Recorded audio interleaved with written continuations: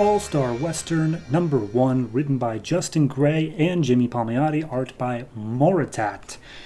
All-Star Western, aka the Jonah Hex book. It takes place back in the late 1800s Gotham City, and yeah, I guess it's kind of a horror-ish book. You'll see as we get there. So, open up, Gotham City, 1880s.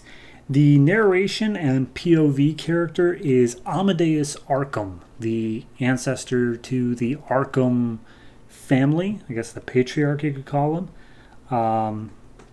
And it's just him. He's a psychologist, as is every Arkham apparently.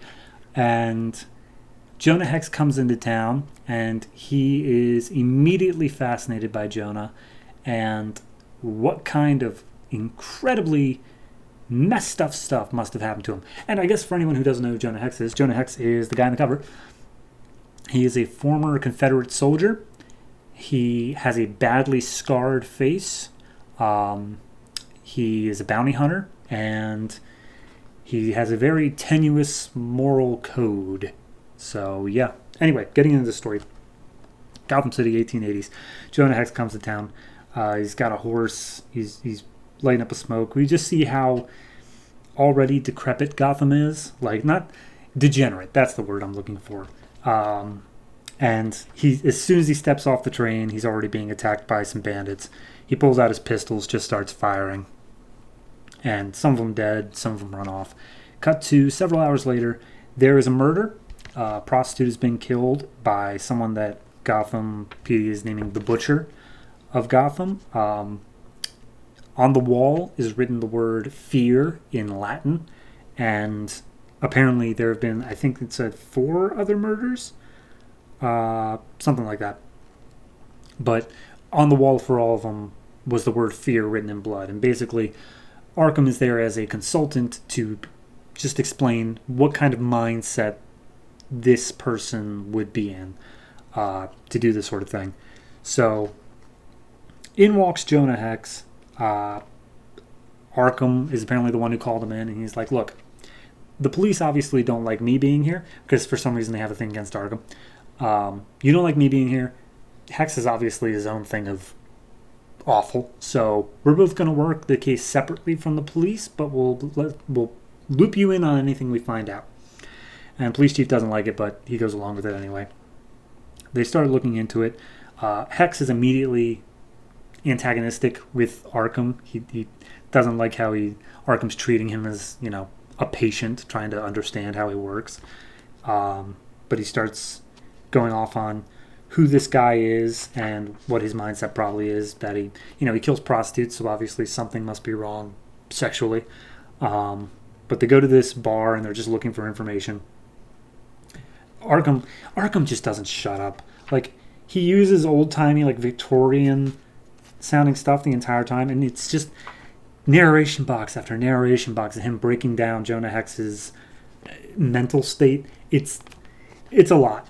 I'm not going to give you all of it. But anyway, Jonah walks over to this prostitute at the bar. She's being hit on by some guy. He tries to pull her away so he can A, get information, and B, tell her to get safe. The guy doesn't take too kindly to that. They start a fight. They're just brawling like crazy. This whole time, Arkham is saying, oh, maybe it was his father. Maybe it was a drunkard. Maybe he didn't get enough loving from his mother. Blah, blah, blah. He finally gets to the prostitute, and he basically is like, hey, do you know anyone who died? Any of the prostitutes who died? And she's like, well, a friend of a friend. She explains how she was invited into a black carriage. There was a wrinkly old outstretched hand that had a ring on it, big silver one with a skull on it. And that's all and then the next day she ended up dead. So that's all she has. Jonah gives her some money so that she doesn't have to work for the next couple weeks while they find the butcher. And then they go out on their way. Jonah wants to get some sleep, but then he's immediately awoken by the police, who say, hey, you know that girl you were just talking to at the bar? She's dead now. Jonah takes it a bit personally. He goes around town beating up literally anyone he can, trying to find some information. Doesn't really get too far, but they've managed to suss out that there is a man of wealth and intelligence who is the butcher himself, and then there's a helper who is a less smart man, but he's the one who like actually does the physical lifting and such.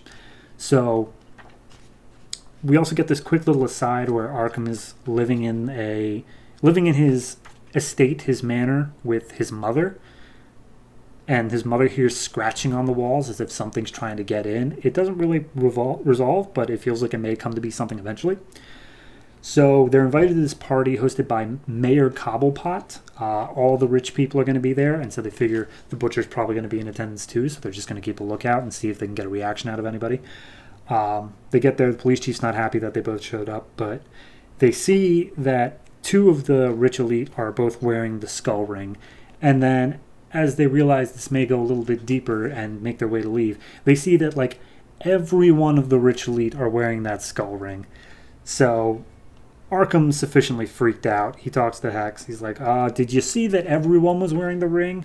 And Hex is like, yeah, this may go a bit deeper than I thought. We're in for some trouble.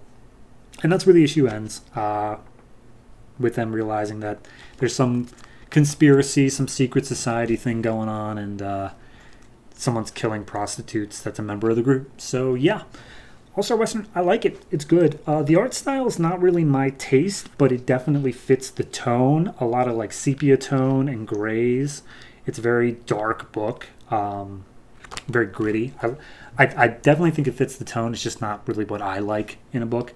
Not that it looks bad in any way. It's just not my taste. Writing-wise, it's very verbose because our POV character is Amadeus Arkham. Like I feel like he chooses to use the biggest words possible, but hey, if it fits the character, it's just difficult to read because of it. But no, overall, I'm going to give this 7.5. Nah, 7. I'll give it a 7 just because my personal taste. I think there are plenty of people out there who would probably rate this like an 8, possibly even upwards of a 9.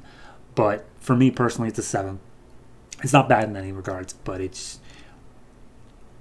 I'm more interested in the story than I am the art aspect of it, which is kind of an issue when it comes to a comic book. But hey, we'll see how it turns out. Maybe things will switch up in style in the future.